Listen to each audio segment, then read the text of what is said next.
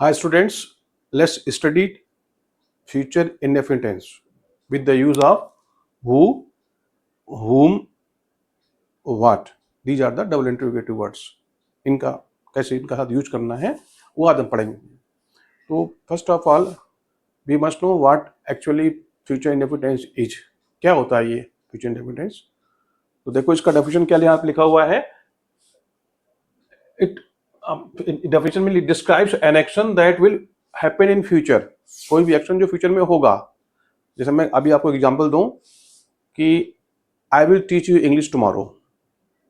ये क्या हुआ कि मैं आपको फ्यूचर में इंग्लिश पढ़ाऊंगा. दूसरा वाक्य दूं तो she will not reply to my call. She will not reply to my call का मतलब क्या हुआ, वो मेरी कॉल का रिप्लाई नहीं करेगी इन फ्यूचर में. जो चीज फ्यूचर में होगी, गागी आता ना हिंदी में कहते हैं गागी, उसके लिए क्या होगा, फ्यूचर इंडेफिनिट टेंस होगा. अब देखो इसका स्ट्रक्चर क्या है. Subject plus will oblique shell.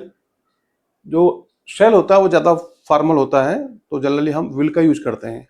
वैसे तो हम कहते हैं कि आई और वी के साथ में शेल आता है, बट इन एवरीडे कन्वर्सेशन में हम विल यूज करते हैं.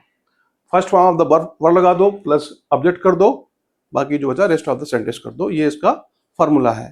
ठीक है. अब एक एग्जांपल देखो कि हाउ टू प्रैक्टिस पैटर्न के according. We will visit our village this evening this summer. इसका नेगेटिव बनाओ, फिर इंट्रोगेटिव बनाओ, फिर डबल इंट्रोगेटिव बनाओ. We will visit our village this summer. We won't visit our village this summer. Will we visit our village this summer. Won't we visit our village this summer. अब इसको उठा करके fourth से फिर first पे आओ.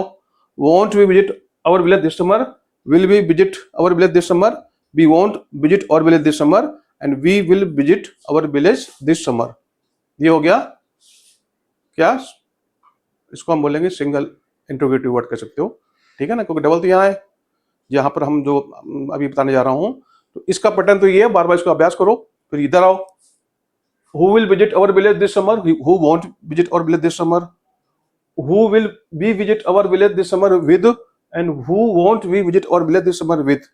फिर है what will we do this summer and what won't we do this summer. फिर इसको रिवर्स में ले जाओ. What won't we do this summer. What will we do this summer.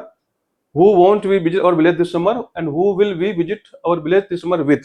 फिर who won't visit our village this summer, who will visit our village this summer. इसको अभ्यास करोगे आप बार बार ना, तभी तो टंग सेट होगा. इसको जितना भी आप the more you practise the sooner you can learn to speak English fluently. हमेशा ये बोलता हूँ ना कि जितना अभ्यास करोगे, और पैटर्न यही होगा. इसी पैटर्न पर I have been teaching you tenses I think for the last you can say that 40 days lump sum. Why I am focusing on tenses? क्योंकि मुझे पता है कि यही बेस है इंग्लिश का. आप किसी को सुनो नहीं ज़्यादा, सब बोलेंगे टेंस से ये नहीं होता, ऐसा होता है, वैसा होता है. आप कभी सीख नहीं पाएंगे इंग्लिश प्रॉपर तरीके से. बट एक बार इसको प्रैक्टिस करके देखो. वही हर चीज़ का एक बेस होता है ना, क्योंकि English is not our mother tongue. हमारी मदर टंग तो है नहीं, तो we have to learn it. और लर्न के लिए कोई बेस बनाना पड़ेगा, और ये बेस क्या है, टेंसेस हैं. और until unless we are perfect in tenses we can not master the subject. हम सब्जेक्ट को मास्टर नहीं कर पाएंगे. ये बिल्कुल मतलब 100% श्योर है. फिर क्या है आगे देखो. प्रैक्टिस के लिए मैंने आपके 2 एग्जाम्पल लिखे हुए हैं कि she will call me in the morning. ऐसे ही सेम पैटर्न पे इसको बोलो आप. I will go to the office tomorrow. मैं कल ऑफिस जाऊंगा. दोनों ये जो एग्जाम्पल हैं इसी पैटर्न पे बोलो, और फिर आप देखो कि आप फ्यूचर इंडेफिनिट कैसे आप परफेक्ट करते हो अपनी स्पोकन में. और ये खाली मैंने आपको 2 एग्जाम्पल दिए हैं ना. You can take your own examples. अपने एग्जाम्पल लो, फ्यूचर इंडेफिनिट का जो पैटर्न है उस पर बनाओ और अपनी इंग्लिश को इम्प्रूव करो.